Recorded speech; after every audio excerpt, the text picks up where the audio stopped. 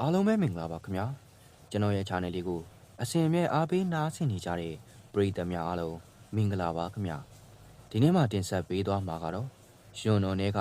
ပွင့်တော်ပန်းဆိုတဲ့ဇလန်းကောင်းလေးတစ်ပုဒ်ကိုဖတ်ပြတင်ဆက်ပေးသွားမှာပဲဖြစ်ပါတယ်ခင်ဗျာကျွန်တော်ဖတ်ပြပေးတဲ့ဒီဇလန်းလေးကိုအဆုံးထိနားဆင်ခံစားပေးခဲ့ကြပြီးကျွန်တော်ရဲ့ channel လေးကိုလည်း subscribe လေးနှိပ်ခဲ့ဖို့တောင်းဆိုချင်ပါတယ်ခင်ဗျာရန်ကုန်မြို့ရဲ့စင်ကြေဘုံအရက်ကမြစ်တာညွန့်ဆိုတဲ့ရက်ကွက်ကလေးဟာမနက်ခင်းဆိုရင်ရုံကန်လှုပ်ရှားသူတွေနဲ့တက်ဝင်နေတတ်ပေမဲ့ညဘက်ရောက်ရင်တော့လမ်းမီးတိုင်တွေဝါချင်းချင်းတွေအောက်မှာတခြားမျက်နှာစာတစ်ခုပြောင်းလဲသွားတတ်ပါတယ်အထူးသဖြင့်လမ်းမကြီးကနေရက်ကွက်ထဲကိုချိုးဝင်ရတဲ့လမ်းကွေအမှောင်ရိပ်တွေမှာပါမာလာစူးစူးနဲ့နှင်းသူတို့၃ယောက်စလုံးကဒီရက်ကွက်ထဲမှာပဲနေကြပြီးညဘက်ဆိုရင်တော့အဲဒီအမှောင်ရိပ်တွေထဲမှာခန့်နွမ်းနွမ်းအလှပြင်းပြင်းဆင်ပြီးရက်နေတတ်ကြတဲ့မိန်းကလေးတွေဖြစ်ပါတယ်။ရက်ကွက်ထဲကလူတွေကတော့သူတို့ကို9000တန်ပြည့်တဲ့စာမတွေလိုကွဲရမှာရောရှေ့တင်မှာပါနှာခေါင်းရှုံပြီးခေါ်ကြပါတယ်။ဒီနေ့ညလည်းထုံးစံအတိုင်းမာလာကလမ်းထိပ်ကဓာတ်တိုင်ချိန်ရင်းမှာရက်နေပါတယ်။သူမဝတ်ထားတဲ့ပါတိတ်လုံးကြီးအနွမ်းလေးနဲ့တနခါပပလေးကညမီးရောင်အောက်မှာတိတ်တော့ပေါ်လွင်မနေပါဘူး။သူမရဲ့မျက်ဝန်းတွေကလမ်းထဲကိုဖြတ်မောင်းသွားတဲ့စိုက်ကားတွေစပိန်တွေကိုငေးကြည့်ရင်တစုံတစ်ယောက်ကဈေးလာစစ်မလားဆိုတဲ့မျောလင်းချက်နဲ့စိုးရင်စိတ်တို့ရောပွန်းနေပါတယ်။မလန်းမကန်းမှာတော့စူးစူးကနှက်ခမ်းကြီးရဲရဲစိုးထားပြီးလက်ထဲကဖုန်းကိုပုတ်လိုက်လမ်းကိုကြည့်လိုက်နဲ့ပြရာခတ်နေပါတယ်။သူမကတော့ဒီဘဝကိုစိတ်နာနာနဲ့ပဲပြောချင်းအောင်ဆောင်နေတဲ့ပုံစံမျိုးပါ။နောက်ပြီးအသက်30အရွယ်နှင်းကတော့အမောင်ဆုံးအကာအကွယ်ရတဲ့တေပင်ရိပ်အောင်မှာခေါင်းလေးငုံပြီးရက်နေပါတယ်။နှင်းရဲ့စိတ်ထဲမှာတော့အိမ်ကသားလေးအိပ်ပျော်သွားပြီလားမနှက်ပြန်သားလေးကြောင်းသွားရင်မဘိုးဘလောက်ပေးရမလဲဆိုတဲ့အတွေးတွေနဲ့ပဲပြေးနှက်နေတာပါအဲ့ဒီချိန်မှာရက်ကွက်ထဲကလမ်းလျှောက်ပြန်လာတဲ့လူလက်ပိုင်းအမျိုးသား2ယောက်ကသူတို့3ယောက်နာကဖြတ်သွားမှထွေးကနေတရွေးထွေးပြီးဒီရက်ကွက်ထဲမှာကွာဒီလိုမိန်းမတွေရှိနေတော့ကလေးတွေအတုမြင်အတက်တင်ကုန်မတော့မှာပဲ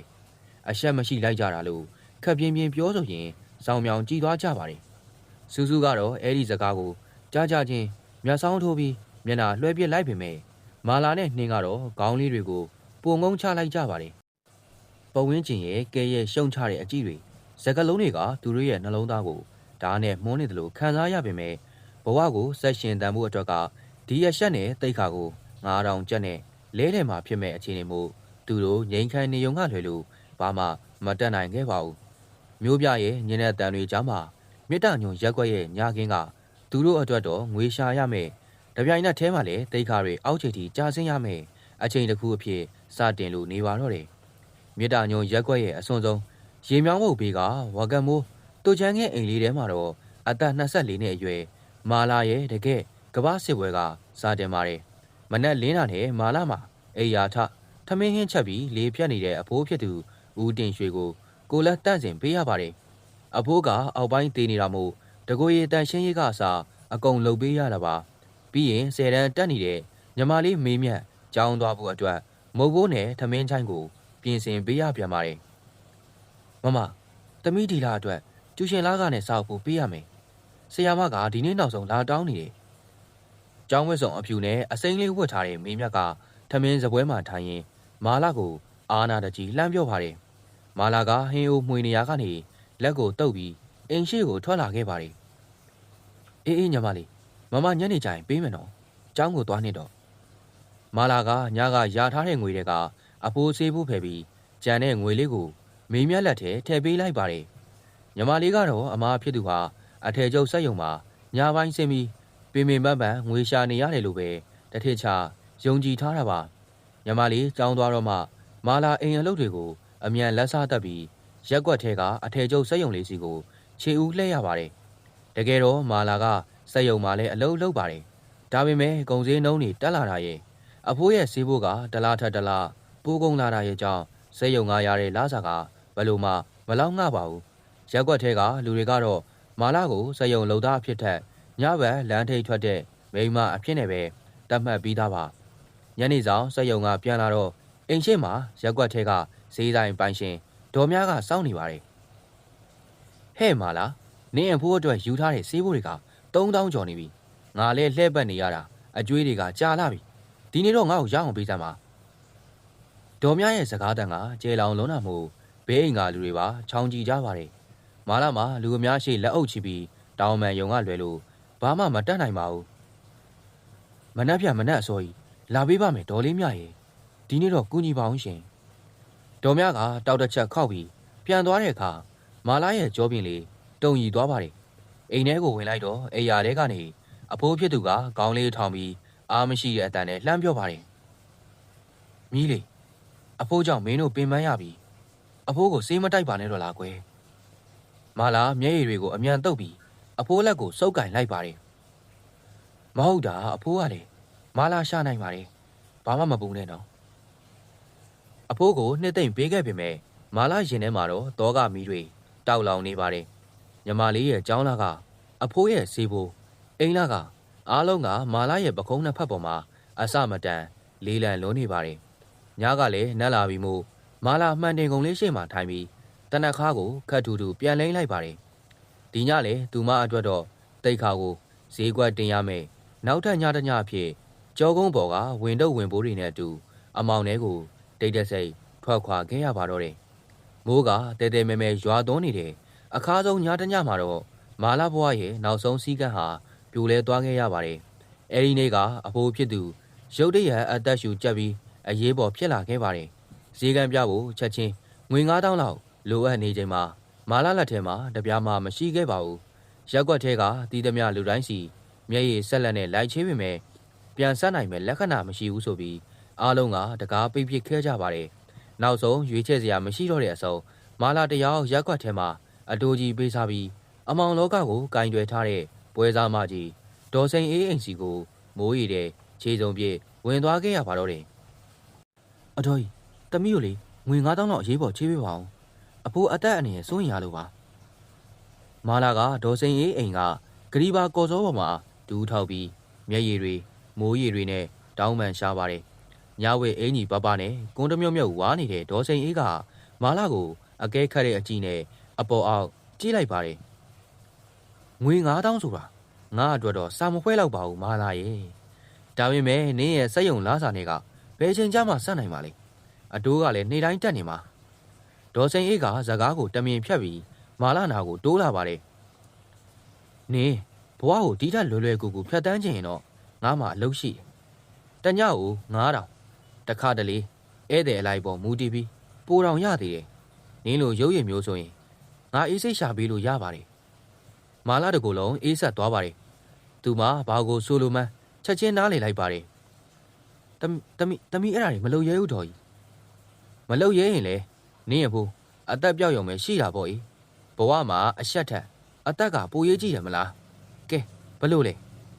ဒေါ်စိန်အိတ်ကငွေ9000ကိုထုတ်ပြီးဇပွဲပေါ်တင်လိုက်ပါတယ်ဒီငွေတော့ကိုကြည့်ရင်မာလာမျက်စိထဲမှာအသက်ရှူကျပ်ပြီးတုံရီနေတဲ့အဖိုးရဲ့မျက်နှာကိုပဲမြင်အောင်လာပါတယ်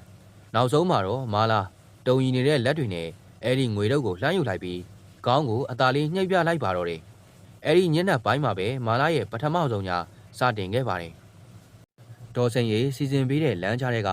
တဲခိုကန်အဟောင်းလေးတွေကိုသူမအသီးစိတ်မဲစွာရှောက်လန်းခဲ့ရပါတယ်အခန်းတကာပိတ်သွားပြီးသူမရဲ့အဆက်နဲ့တိတ်ခါတွေမြေစာပင်ဖြစ်သွားရတဲ့အချိန်မှာတော့မာလာမြတ်ဝန်းကမျက်ရည်တွေဟာခေါင်းအုံးပေါ်မှာစီးကြလို့နေပါတယ်မနက်3 နာရီခွဲလောက်မှာတဲခိုကန်တွေကနေမာလာခြေဦးတက်ရပြန်ထွက်လာခဲ့ပါတယ်စုပ်ပြတ်တက်သွားတဲ့စိတ်အစုံနဲ့မိုးရည်တဲ့လမ်းလျှောက်လာစဉ်လမ်းထိပ်မှာစိုက်ကားပေါ်မိုးကချုံပြီးအိမ်ငိုက်နေတဲ့စိုက်ကားစရာလေးထွန်းထွန်းကမာလာကိုမြင်သွားပါတယ်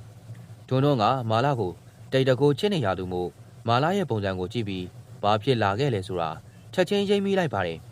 သူမာလာကိုတနာလုံးလို့ရင်ထဲစိုးတက်သွားပေမဲ့ဘာစကားမှထွက်မလာခဲ့ပါဘူးသူတတ်နိုင်တာကတော့အဝေးအစားတွေစိုးရွှဲပြီးလူကောင်လေးသေးသိမ်သွားတဲ့မာလာနောက်ကနေစိုက်ကားလေးကိုဖြည်းဖြည်းချင်းနေရင်အိမ်ထဲဝင်သွားတဲ့အထိတိတ်တဆိတ်စောင့်ကြည့်ကအကာအကွယ်ပေးခဲ့ရုံသာရှိပါတော့တယ်မာလာကဒီမောင်လောကတွေကိုတောကမီးတွေနဲ့မျက်ရည်ဆက်လက်ခြေစုံပြေးဝင်လာခဲ့သူဆိုရင်အသက်19နှစ်အရွယ်စုစုကတော့ဒီလမ်းပေါ်မှာလှပတဲ့အတောင်ပံတွေကိုဖြန့်ကျက်ထားသလိုဟန်ဆောင်နေသူဖြစ်ပါတယ်စုစုကမြစ်တာညွန်ရက်ွက်ထဲမှာအဝေးအစားအလှပဆုံးနှက်ခမ်းလီအတောက်ပဆုံးဝတ်တတ်တဲ့မိန်းကလေးပါညဘက်လမ်းထိပ်ဓာတ်တိုင်အောင်မှာရက်နေရင်တော့ စူးစူးကမာလာလိုနှင်းလိုကောင်းငုံမနေတတ်ပဲရှေးကဖြတ်သွားတတ်များယောက်ျားတွေကိုစူးစူးရဲရဲစိုက်ကြည့်တတ်ပါတယ်ဒါပေမဲ့အဲ့ဒီတွက်လက်ချက်ချမှုတွေရဲ့နောက်ကမှာတော့နာကျင်စရာတိတ်တစ်ခုရှိခဲ့ပါတယ်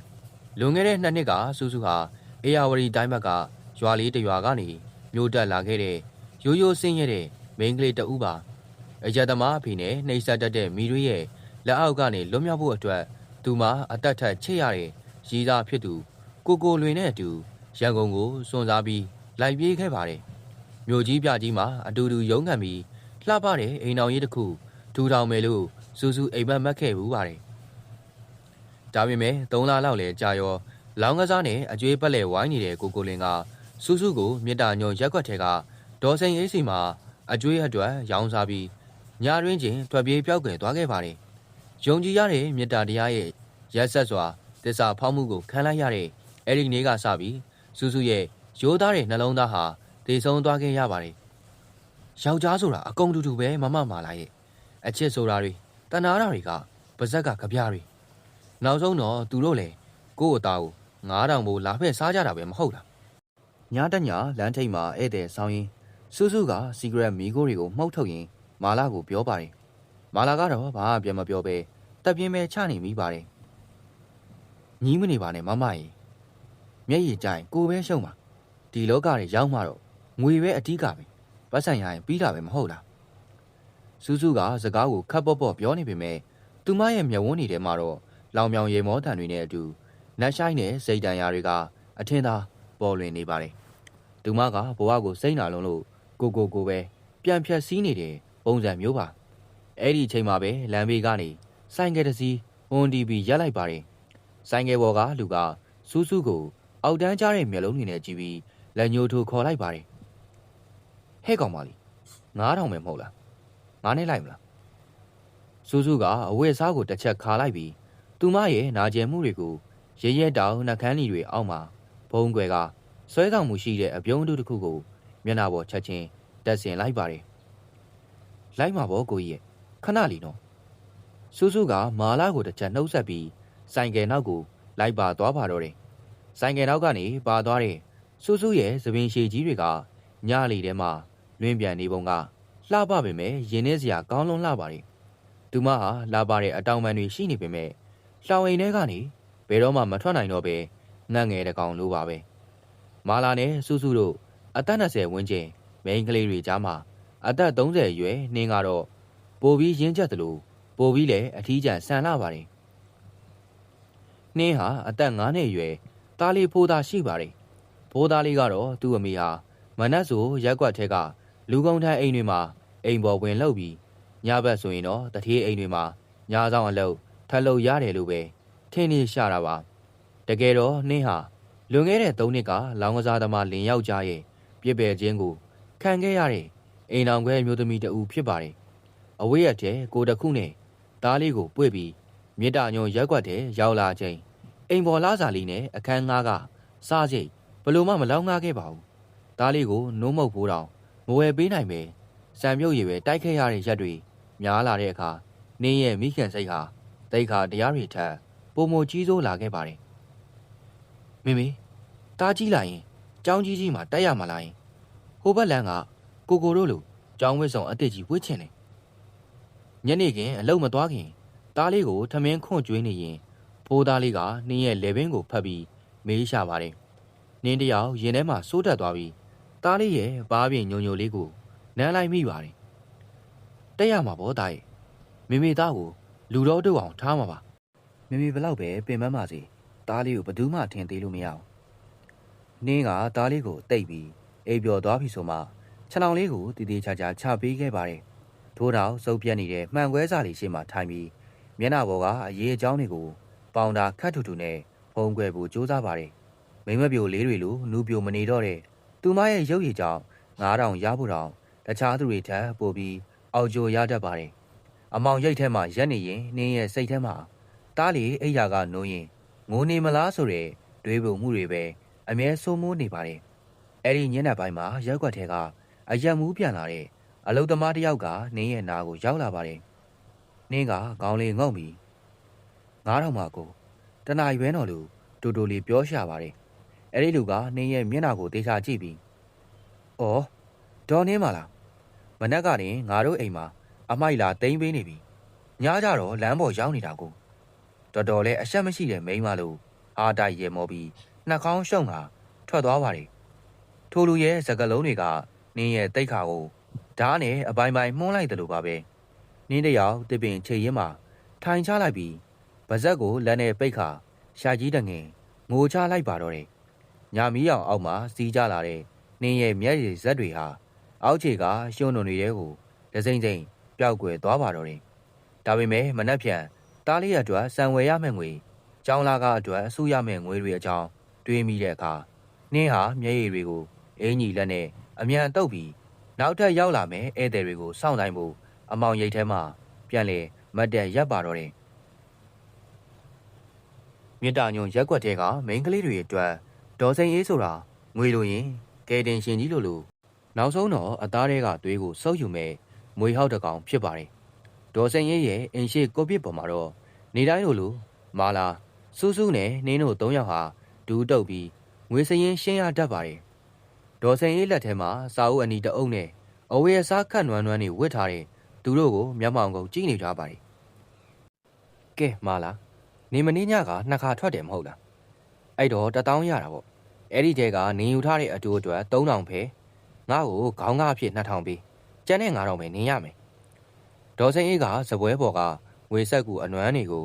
သူမဘက်ဆွဲယူရင်စာအုပ်ထဲမှာတောက်ခနဲ့မှတ်လိုက်ပါတယ်မာလာမှာရင်ထဲမချိပေမဲ့ဘာမှပြန်မပြောရပါဘူးညလုံးပေါင်းအေးရေးပြတ်အနေခံပြီးရှာလာတဲ့ငွေ1000နဲ့ကလက်ထဲ9000ပဲကျန်တော့တဲ့အခါ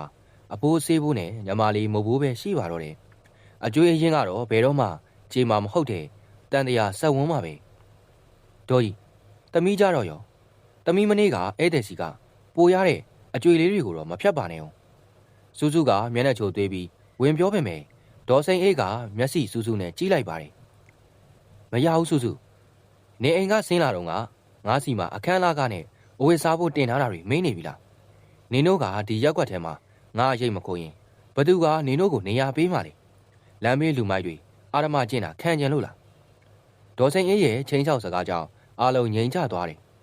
သူမကမိန်းကလေးတွေရဲ့အားနဲ့ချက်မိသားစုအကြက်အတဲတွေကိုတုံးချပြီးသွေးဆုပ်ဖောက်စားနေတာဖြစ်ပါတယ်ဧည့်သည်စီကငွေ9000ရရင်ဒေါ်စိန်အေးကပွဲစားကားနဲ့အတူအဖြစ်ထက်ဝက်ကျော်ဖြတ်တောက်လေးရှိပါတယ်နှင်းကတော့လက်ထဲကကြံတဲ့ငွေလေးကိုကြစ်ကြစ်ပအောင်စုပ်ကင်ထားပါတယ်ဒီနေ့သားလေးအတွက်ဦးစားကြက်အုပ်နဲ့နိုးစီတပူဝယ်ပေးခြင်းပေမဲ့ဒေါ်စိန်အေးဖြတ်လိုက်တဲ့စည်ရင်ကြောင့်လက်ထဲမှာဇကွဲဖို့ပဲကြံမာတော့တယ်နင်တို့ငါတတိပေးထားမယ်နောက်ရက်တွေဧည့်သည်လာရင်မျက်နှာစူးစူးပုတ်ပုတ်တွေမလုံးကြနဲ့စကားကိုအလိုက်တိတိပြောဒါမှပတ်စံပို့ရမှာငါစီကပတ်စံချေးထားပြီးအလုတ်ထဲစိတ်မပါရင်တော့မလွယ်ဘူးနော်ဒေါ်စိန်အေးကကွန်းတွေးကိုထွေးကနေထွေးထုတ်ရင်သူတို့ကိုနှင်လွတ်လိုက်ပါတယ်မိန်းကလေး3ယောက်လုံးဒေါ်စိန်အေးအိမ်ပေါ်ကဆင်းလာတဲ့အခါနေရောင်အောက်မှာသူတို့ရဲ့အရိပ်တွေကပိန်လီပြီးစုပ်ပြတ်နေပါတယ်ရုံးကန်လှုပ်ရှားနေပေမဲ့ဒေါ်စိန်အေးရဲ့အကျွေးစာအုပ်အနီကြီးအောက်မှာသူတို့ဘဝတွေဟာလေပင်ကြိုကွင်းစွတ်ခန့်ထားရတယ်လို့ယုံလီမြဲလီဖြစ်နေရပါတော့တယ်မြစ်တာညုံရက်ွက်ထဲကယောက်ျားအများစုကမာလာကိုအောက်တန်းကြားတဲ့မျက်လုံးတွေနဲ့ပဲကြီးကြပေမဲ့အသက်26နှစ်အရွယ်စိုက်ကားဆရာလေးထွန်းကတော့မတူပါဘူးထွန်းကမိဘမဲ့တယောက်ဖြစ်ပြီးရက်ွက်ထဲမှာစိုက်ကားနေရင်အေးအေးဆေးဆေးနေတတ်သူပါသူမာလာကိုတိတ်တခိုးချစ်နေကြတာနှစ်အတော်ကြာပါပြီမာလာဘွားဘလို့ပဲပြောင်းလဲသွားပါစီထွန်းရဲ့ရင်ထဲကတန့်စင်တဲ့အချစ်ကတော့ဘယ်တော့မှမညှိုးနှံသွားခဲ့ပါဘူးသူတက်နိုင်တာကတော့ညဘက်ဆိုမာလာရက်နေတတ်တဲ့လမ်းထိပ်နားမှာစိုက်ကားလေးရပ်ပြီးဘေးကင်းအောင်တိတ်တဆိတ်စောင်းလျှောက်ပေးရုံပါပဲအဲ့ဒီညနေပိုင်းတနာရီခွဲလောက်မှာတော့လမ်းမပေါ်မှာလူသူကင်းစိတ်လို့နေပါတယ်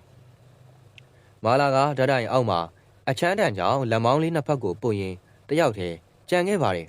ထိုအချိန်မှာရက်ွက်ထဲကဇရိုက်ကျမ်းပြီးလူမိုက်ဆန်ဆန်နေတတ်တဲ့ကိုလူအေးဆိုသူကအရက်မူမူနဲ့ဆိုင်ကယ်မောင်းလာပြီးမာလာရှိမှဘရိတ်အုပ်လိုက်ပါတယ်ဟဲ့မာလာလိုက်ခဲ့စမ်းဒီညာ9000နေလိုက်ခဲ့ကိုလူအေးကမာလာလက်မောင်းကိုအတင်ဆွဲကင်ပြီးဆိုင်ကယ်ပေါ်ဆွဲတင်မှုစူးစမ်းပါတယ်လွတ်ပါကိုလူအေးတမီးဒီညာအိမ်ပြန်တော့မလို့ပါမလိုက်ချင်တော့ဘူးမာလာကကြောက်ကြောက်လန့်လန့်နဲ့ယုံမိမယ်အားမမျှပါဘူးကိုလူအေးကမာလာပါကို ဖြတ်ခနဲ့ရိုက်ပစ်လိုက်ပြီနေငါ9000တန်မိမ့်မပြတ်ပဲဟောက်ဘာတွေမူနေရလဲလိုက်ခဲ့စမ်း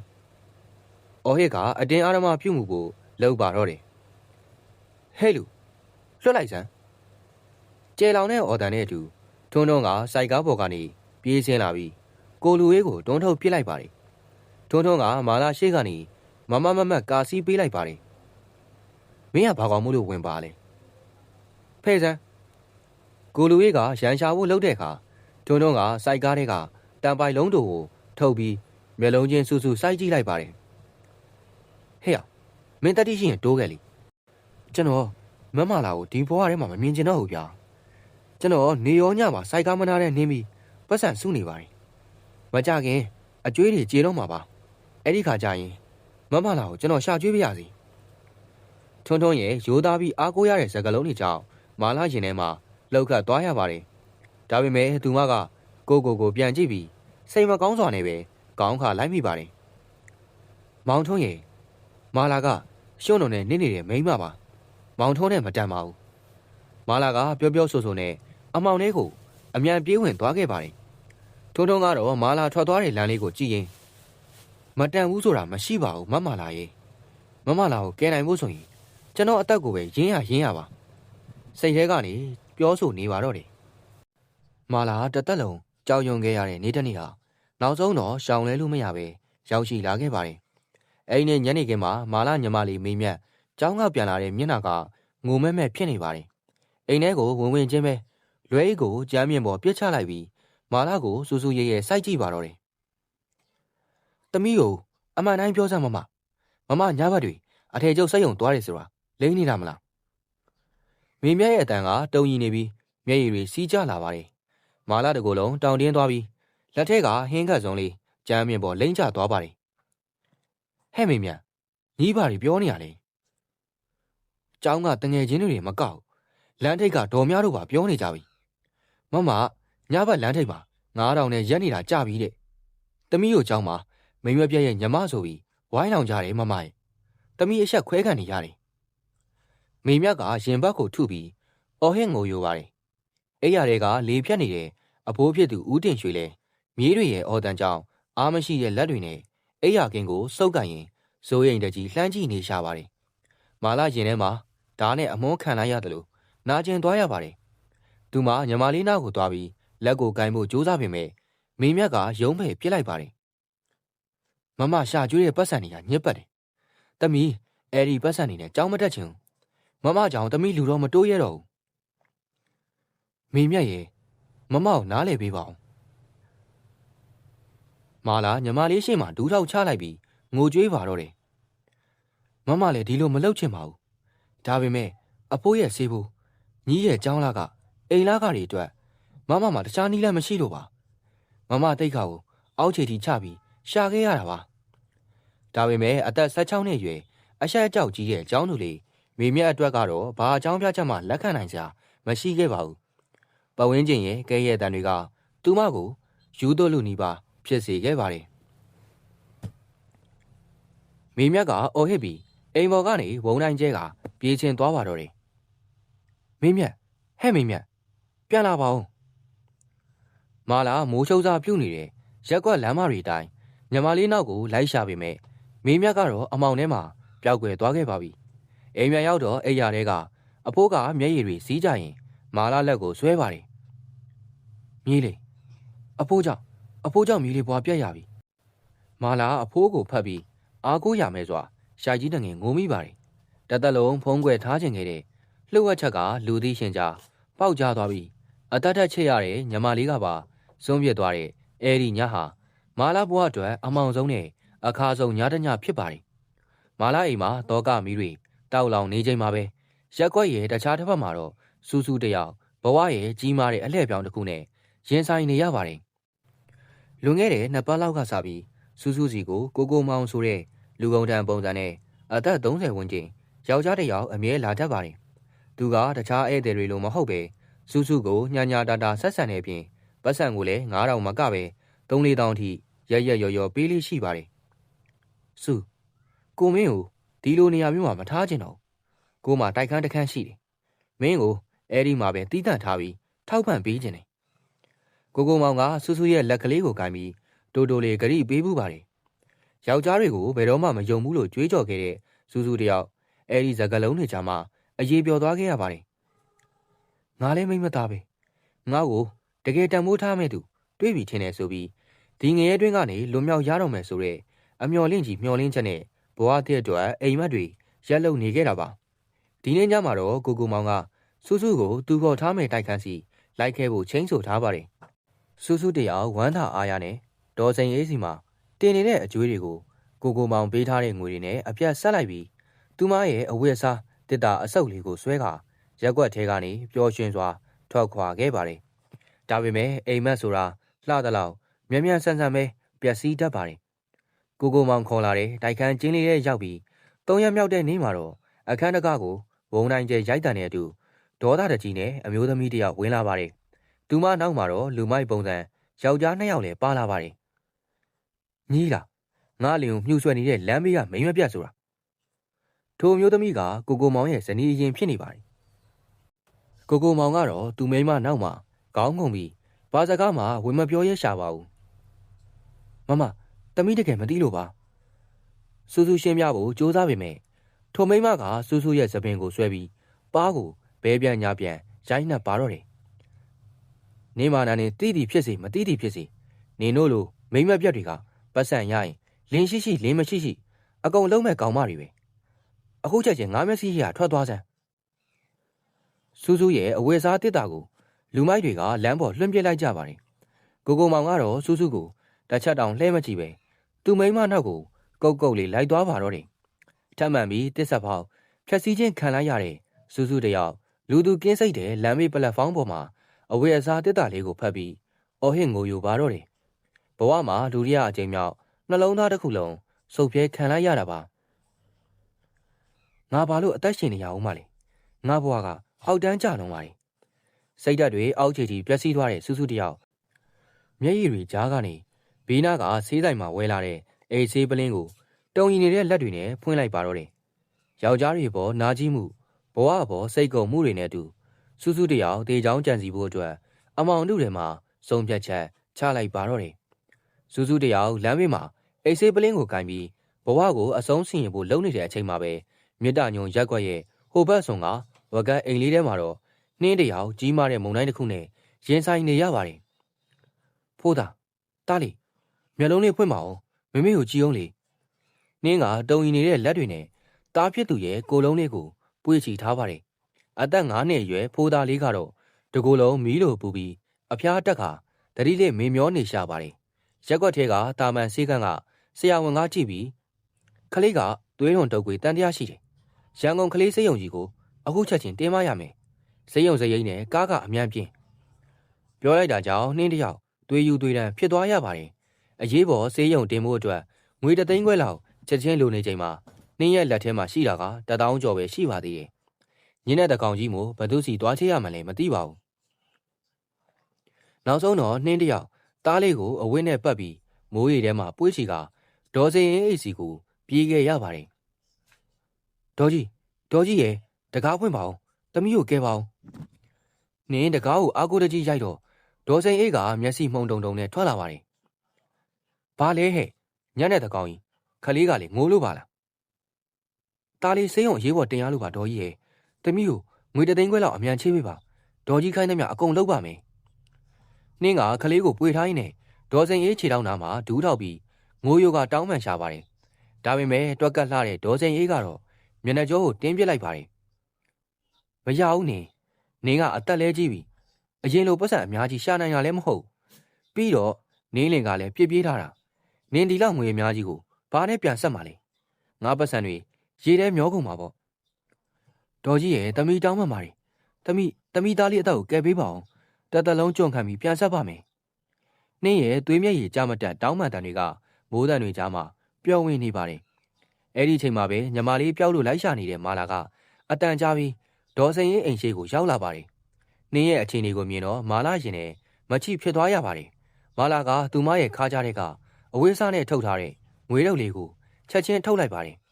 အဲ့ဒါကညီမလေးမိမြတ်ရဲ့ကျောင်းလာကအတွက်မာလာတေလူမတက်စုထားတဲ့ ငွေ9000ဖြစ်ပါတယ်မမနေရော့ဒီမှာ9000တော့ရှိတယ်ခလေးကိုစေးရုံအရင်ခေါ်သွားမာလာကနှင်းလက်တဲ့ငွေထည့်ပေးလိုက်ချိန်မှာပဲလမ်းဘေးမှာအေးဆေးတောက်ဖို့လုံနေတဲ့စူးစူးကိုထုံထုံကစိုက်ကားနဲ့တွေ့ပြီးအချိန်မီတားဆီကအတင်းခေါ်လာတာကြောင့်သူတို့နှစ်ယောက်ပါဒေါ်စိန်ရင်အိမ်ရှိကိုရောက်လာကြပါတယ်စူးစူးကသူမရဲ့ဝက်စားတစ်တာတွေကတင်ကြံနေတဲ့ငွေ3000ကိုဆွဲထုတ်ပြီးနှင်းကိုလှမ်းပေးပါတယ်မမနေညီမမဒါတော့ရှိတယ်တားလေးအတွက်ယူသွားသူတို့မိန်းကလေး3ယောက်ဟာဘဝတူတွေဖြစ်ကြသလိုအချင်းချင်းရဲ့နာကျင်မှုကိုလည်းအသိဆုံးမှုအကြက်တဲဖြစ်ချိန်မှာလက်ထက်ကရှိသမျှငွေလေးတွေကိုစူးစီးပေးလိုက်ကြပါတယ်ဒေါ်စိန်အေးကတော့ထိုမြင်ကွင်းကိုကြည့်ပြီးနှာခေါင်းရှုပ်နေပါတယ်ထွန်းထွန်းမောင်လေးစိုက်ကားနဲ့ဆေးရုံကိုအမြန်မောင်းပေးပါအောင်နှင်းကငိုပြီးအကူကြီးတောင်းတော့ထွန်းထွန်းကတက်မမနေအမြန်တက်ကျွန်တော်အသက်နဲ့လဲပြီးနေမိမယ်လို့ပြောပြီးခလေးနဲ့မိခင်ကိုစိုက်ကားပေါ်တင်လိုက်ပါတယ်မာလာစူးစူးနဲ့နင်းတို့3ယောက်လုံးရဲ့မျက်ဝန်းတွေမှာမျက်ရည်တွေပြေးရှံနေပေမဲ့အချင်းချင်းစုပ်ကင်ထားတဲ့လက်တွေကတော့မြဲမြံနေပါတယ်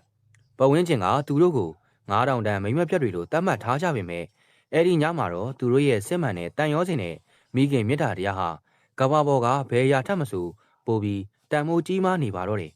ဘိုးသားလေးကိုစေးရုံကြီးရဲ့အရေးပေါ်ဌာနရဲ့အနံ့မီဆရာဝန်တွေလက်ထဲရောက်သွားတော့မှပဲအားလုံးရင်ထဲကအလုံးကြီးကြာသွားရပါတယ်မာလာစူးစူးနဲ့စိုက်ကားဆရာထွန်းထွန်းတို့ဟာစေးရုံကနေမြတ်တာညုံရက်ခွက်ထဲကမာလာအိမ်လေးစီကိုမိုးတော့ရန်အချိန်မှပဲပြန်ရောက်လာကြပါတယ်အဲ့ရထဲမှာဘေးကျနန်းချက်နဲ့စိုးရိမ်နေတဲ့အဖိုးဦးတင်ရွှေကိုမာလာကအခြေအနေတွေအေးအေးဆေးဆေးရှင်းပြပြီးတိတ်လိုက်ပါတယ်အိမ်ရှိကန်ဝက်ကတ်ကျမ်းပြင်ပေါ်မှာတော့ဒန်ယာကိုစီနဲ့မိန်းကလေး3ယောက်စုံစည်းမိကြပါပြီသားလေးကိုစိတ်ချခဲ့ရတဲ့နှင်းလဲမာလာအိမ်ကိုလိုက်လာပြီးအားလုံးကိုကျေးဇူးတင်စကားဆိုပါတယ်လင်းယောက်ျားရဲ့အကြမ်းဖက်ဆွန့်ပစ်မှုကိုခံလိုက်ရတဲ့စူးစူးကမျက်မှောင်ကုတ်ရင်လက်ကတုံတုံရီနဲ့စီဂရက်တလိပ်ကိုမီးညှိလိုက်ပါတယ်ဒီညမောင်ထွန်းသာအချိန်မီရောက်မလာရင်ညမအခုလောက်ဆိုတေလူဖြစ်နေလောက်ပြီမမတို့ရဲ့ယောက်ျားတွေကိုယုံမိတယ်ညမကပဲမိုက်တာပါစူးစူးကပြောရင်းမျက်ရည်တွေစီးကျလာပါတယ်နှင်းကစူးစူးရဲ့ပကုံးလေးကိုတနာကယူနာတက်စွာဖတ်ထားပေးလိုက်ပါတယ်ငါတို့ဘဝတွေကညစ်ပတ်ခြင်းလို့ညစ်ပတ်ခဲ့ကြတာမှမဟုတ်တာစူးစူးရဲ့ပဝင်းကျင်ကငါတို့ကို9000တန်ဆိုပြီးနှာခေါင်းရှုံးကြပြီမယ်ငါတို့ကဘသူစီကမှခိုးဆိုးလူနိုင်စားနေတာမဟုတ်ငါတို့တွေးခြင်းသားခြင်းတွေအတွက်ငါတို့အသားနဲ့တိတ်ခါကိုရင်းပြီးရှာကျွေးနေကြတာငါတို့ကိုတိတ်ငယ်မနေကြစို့နဲ့နှင်းရဲ့စကားကြောင့်မာလာလဲခေါင်းညိတ်ပြီးစူးစူးရဲ့လက်ကိုစုပ်ကင်လိုက်ပါတယ်မမနင်ပြောတာမှန်တယ်မိမြတ်ကမမရှာတဲ့ပတ်စံတွေညစ်ပတ်တယ်ဆိုပြီးအိမ်မော်ကဆင်းသွားတဲ့အချိန်မှာမမကဘာပြတ်မတက်ခံစားခဲ့ရတယ်ဒါပေမဲ့တိတိကျကျစဉ်းစားကြည့်တော့ငါတို့ဒီငဲတွင်းထဲမှာပဲတသက်လုံးပုတ်တော့မသွားစေရအောင်ငါတို့ဘဝတစ်ကိုစားရမယ်အိမ်မြေဘက်မှာမိုးစင်စင်လင်းလို့နေအောင်ကြီးနုနုလေးတွေဝက်ကကြားကနေအိမ်ထဲကိုဖျာကျလာပါတယ်ထိုလင်းရောင်အောင်မှာမိန်းကလေး3ယောက်ရဲ့မျက်နှာတွေဟာညကလိုညိုးငယ်မနေတော့ပဲတယောက်ကိုတယောက်နားလေပေးနိုင်တယ်ဖေးမပေးနိုင်တယ်စစ်မှန်တဲ့တန်ရောစင်တွေနဲ့တောက်ပနေပါတယ်ထိုင်အောင်လေးပေါ်မှာငြိမ်ပြီးထိုင်နေတဲ့တွန်းတွန်းကရှေ့ကိုတိုးလာပါတယ်မမတို့3ယောက်လုံးဒီဘွားကနေရုံထွက်ချင်ကျွန်တော်ကူညီပါမယ်ဒေါ်စိန်အေးရဲ့အကျွေးတန်နေရာကနေလွတ်အောင်ကျွန်တော်တို့နီးလန်းရှာရမယ်ကျွန်တော်မှာအတိမိတ်ဆွေတချို့ရှိပါတယ်အေးငါတို့ဒီဒေါ်စိန်အေးရဲ့လက်အောက်ကနေလွတ်ဖို့ပထမဆုံးစူးစမ်းရမယ်ဟုမာလာကပြတ်သားတဲ့လေတံနဲ့ပြောလိုက်ပါတယ်သူတို့3ယောက်ဟာပဝင်းကျင်ကပြစ်ပယ်ထားတဲ့လမ်းမေးပန်းကလေးတွေဖြစ်ကြပေမဲ့အချင်းချင်းလက်ချင်းချိတ်မိသွားတဲ့အခါမှာတော့ဘဝတစ်စီကိုရှောက်လန်းဖို့ခိုင်မာတဲ့အင်အားစုတစ်ခုအဖြစ်စတင်လို့နေပါတော့တယ်ဘဝတစ်အတွက်မျောလင်းချက်မိစားလေးစတင်တောက်လောင်ကားမှာပဲမာလာဘဝတွေကိုလောကရန်ကအပြင်းထန်ဆုံးမုံတိုင်းတစ်ခုနဲ့ထပ်မံရိုက်ခတ်ခဲ့ပါတယ်အဲ့ဒီနေ့မနက်ခင်းမှာအဖိုးဖြစ်သူဦးတင်ရွှေတယောက်မောဟိုက်လာပြီးအသက်ရှူရတာအလွန်ကြက်လာပါတယ်မာလာနဲ့ထွန်းထွန်းတို့ဈေးရုံအမြန်ပို့ဖို့ပြင်ဆင်နေတော့မှာပဲအဖိုးကမာလာလက်ကိုအားယူပြီးကြစ်ကြစ်ပါအောင်စုပ်ကင်လိုက်ပါတယ်မီးလေးအဖိုးကြောင့်မီးလေးတိတ်ခါတွေပေးဆက်ခဲ့ရတာအဖိုးအကုန်သိပါတယ်ကွယ်မီးလေးကိုအဖိုးခွင်းလွတ်ပါတယ်ဘွားကိုမရှုံးစေနဲ့နော်ဒါကအဖိုးရဲ့နောက်ဆုံးစကားဖြစ်သွားခဲ့ပါတယ်အဖိုးဦးတင်ရွှေဟာမာလာလက်ပေါ်မှာနေမယ်အသက်ပြောက်ွယ်သွားခဲ့ရပါတော့တယ်မာလာတယောက်အဖိုးရဲ့ရင်ခွင်ပေါ်မှာမှောက်ပြီးရင်ခွဲမတက်အော်ဟစ်ငိုယိုရှာပါတယ်နာရီသတင်းကြောင့်ညီမလေးမေမြတ်လည်းငိုယိုပြီး အိမ်ကိုပြန်ရောက်လာပါတယ်မေမြတ်ဟာအိမ်ပေါ်ကဆင်းသွားတဲ့ရပ်ပိုင်းအတွင်းမှာပဲအမားဖြစ်သူမာလာတယောက်သူမတို့မိသားစုအတွက်ဘလောက်တောင်ပေးဆက်ထားရလဲဆိုတာကိုအိမ်ကြီးချင်းနားချင်းတွေစီကတဆင်အမှန်တိုင်းသိရှိသွားခဲ့ရတာပါမမသမီးတောင်းပန်ပါတယ်သမီးမိုက်ခဲ့လို့မမကိုစိတ်ဆင်းရအောင်လုံးမိတယ်သမီးကိုခွင့်လွှတ်ပါမမရေမေမြတ်ကမာလာခြေထောက်ကိုဖတ်ပြီးငိုကြွေးတောင်းပန်တဲ့အတွက်ညီမနှစ်ယောက်ဖက်လဲတကင်းငိုကြွေးရင်းပြန်လဲအဆင်ပြေသွားကြပါတယ်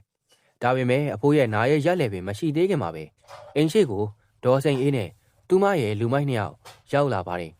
ဒေါ်စိန်အေးကအိမ်ထဲကိုဝင်လာပြီးကိုယ်တွေထွေးရင်စောင်းအနီကြီးကိုဇပွဲပေါ်ပြစ်တင်လိုက်ပါတယ်ကဲမာလာနင်အဖိုးလည်းတေးပြီဆိုတော့နင်တို့မှတာဝန်ပေါ့သွားပြီပဲ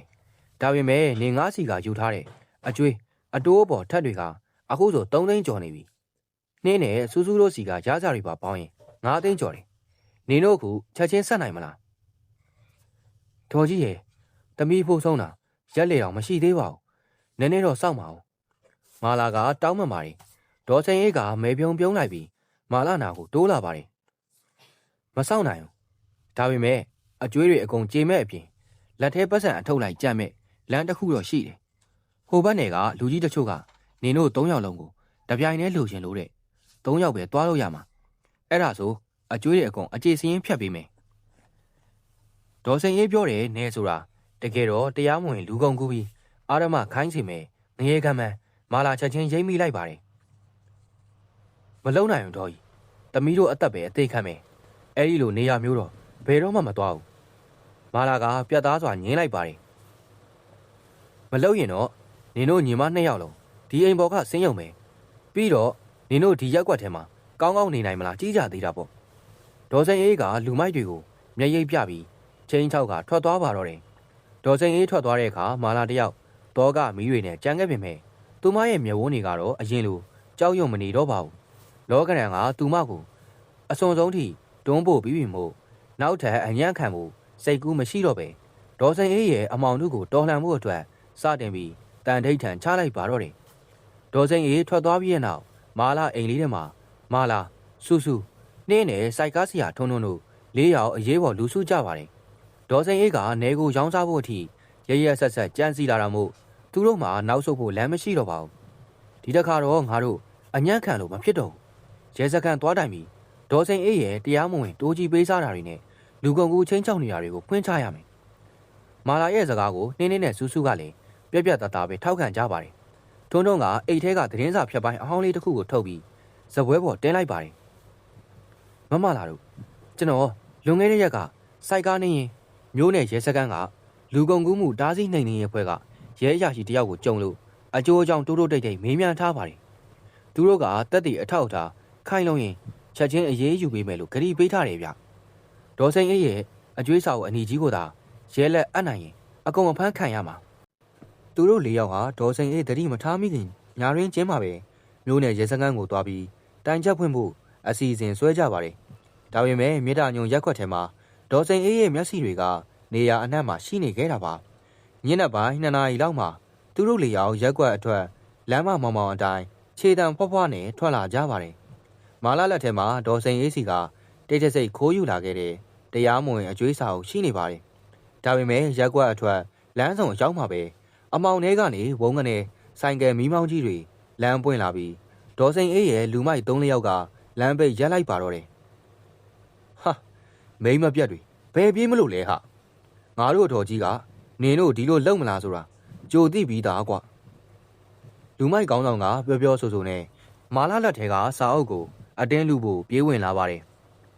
မမလားပြေးစာအုပ်ကိုယူပြီးရဲစခန်းကိုအမြန်ပြေးတော့ထုံကအော်ဟစ်လိုက်ပြီးစိုက်ကားတွေကတန်ပိုက်လုံးတို့ကိုဆွဲကလူမိုက်တွေရှေ့ကနေအသက်နဲ့လဲပြီးစီးကလိုက်ပါတယ်ထုံနဲ့လူမိုက်တွေလမ်းမပေါ်မှာလုံးထွေတက်ပုတ်ကြတဲ့အတန်တွေဟာညနေပိုင်းမှာကျဲလောင်စွာထွက်ပေါ်လာပါတယ်ဆူဆူမမနဲ့တွားစို့မာလာကစာအုပ်ကိုရင်ခွင်နဲ့ချစ်ပအောင်ပွေးပိုက်ပြီးရှေ့ကပြေးပါတယ်လူမိုက်တယောက်ကမာလာနောက်ကိုလိုက်ဖို့လှုပ်တဲ့အခါဆူဆူနဲ့နှင်းတို့3ယောက်လုံးကဘွားကိုစွန့်ပြီးထိုလူမိုက်ရဲ့ခြေထောက်တွေကိုအတင်းဝင်လုံးပြီးဆွဲထားကြပါတယ်လှော့စမ်းလမ်းဘေးကောင်မတွေဖဲစမ်းလူမိုက်ကကန်ကြောက်နေပေမဲ့နှင်းနဲ့စူးစူးကတော့ခေါင်းမာမာနဲ့အတင်းဖတ်ထွေထားပြီး မာလာကိုအဝေးပြေးနိုင်အောင်အချိန်ဆွဲပေးရှာပါတယ်သူတို့ရဲ့မျက်နှာတွေမှာဒဏ်ရာတွေသွေးတွေစီးကျလာပေမဲ့သူတို့ရဲ့မျက်ဝန်းတွေကတော့အရှုံးမပေးတဲ့တက်တီတွေနဲ့တောက်ပနေပါတယ်မာလာတယောက်မျက်ရည်တွေကြားကနေလမ်းမကြီးဘော်ကိုအားကုန်ရုံပြေးရင်းမလန့်မကန့်ကမျိုးနဲ့ရဲစခန်းစီကိုဦးတီးပြီးအမောင်တို့ကိုဖျက်တန်းကအာကိုတကြီးပြေးလွှားနေပါတော့တယ်မာလာတယောက်ရင်ဘတ်ထဲကအဆုပ်ပေါက်မတက်မောဟိုက်နေပေမဲ့ခြေလမ်းတွေကိုတော့လုံးဝမရက်ပစ်ခဲ့ပါဘူးရင်ခွင်ထဲကဒေါ်စိန်အေးရဲ့စာအုပ်အနီကြီးကိုကြစ်ကြစ်ပါအောင်ပွင့်ရင်မျိုးနဲ့ရဲစခန်းထဲကိုဘုံငနေပြေးဝင်သွားခဲ့ပါတယ်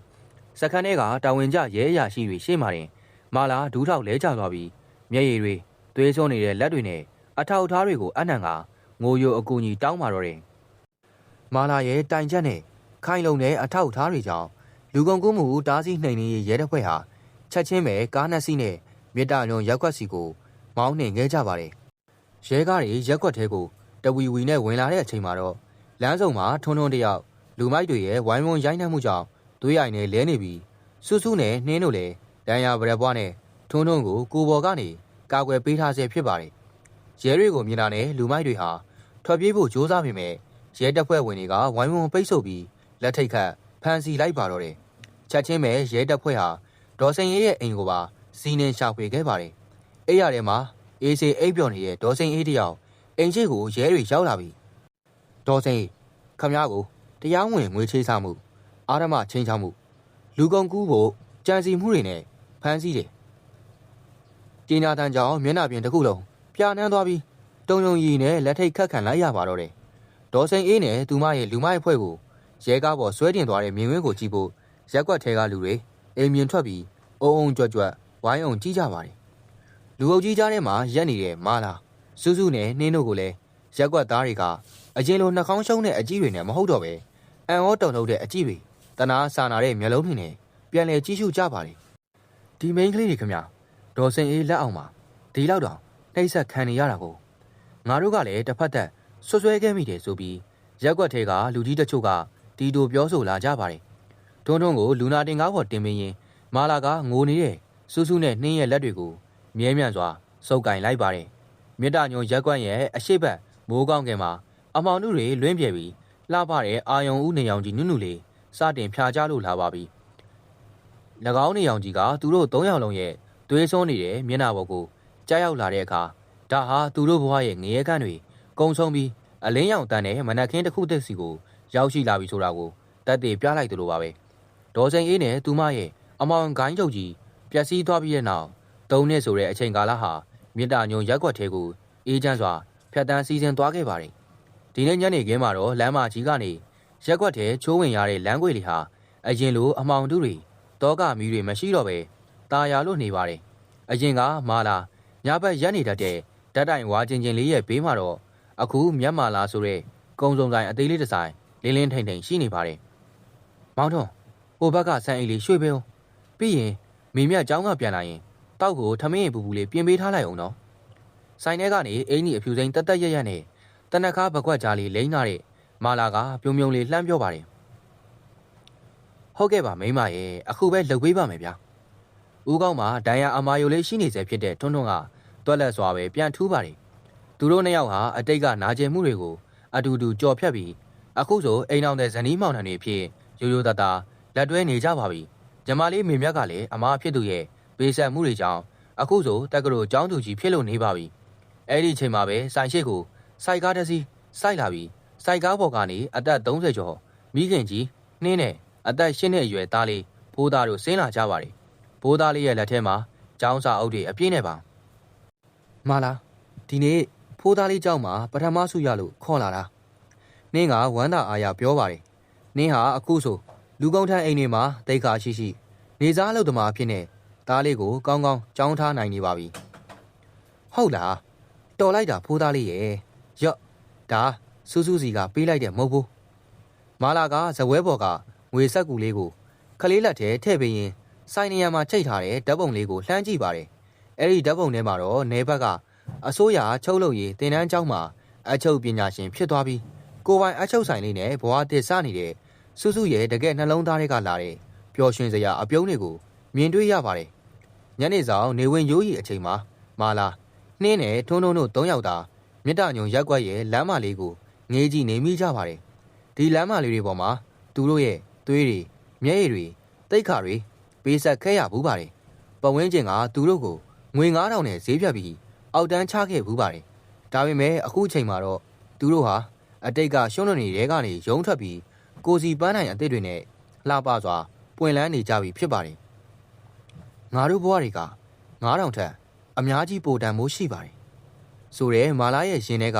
ခိုင်မာတဲ့အတွေ့စကားလေးနဲ့အတူမြစ်တာညုံရက်ကွက်ထဲကမိန်းကလေး3ယောက်ရဲ့ဘဝရုန်းကန်မှုဒရမာဇလန်းလေးဟာပြီးပြည့်စုံစွာဇက်သိမ်းသွားပါတော့တယ်ဒီဇလန်းလေးကိုအဆုံးထိနားဆင်ပေးခဲ့ကြတဲ့အတွက်ကျေးဇူးအများကြီးတင်ပါတယ်ခင်ဗျနောက်ထပ်လာမယ့်ဇလန်းကောင်းလေးတွေကိုလည်းနားဆင်နိုင်အောင်ကျွန်တော်ရဲ့ channel လေးကိုလည်း subscribe နှိပ်ထားဖို့မမေ့ပါနဲ့ဦးခင်ဗျာ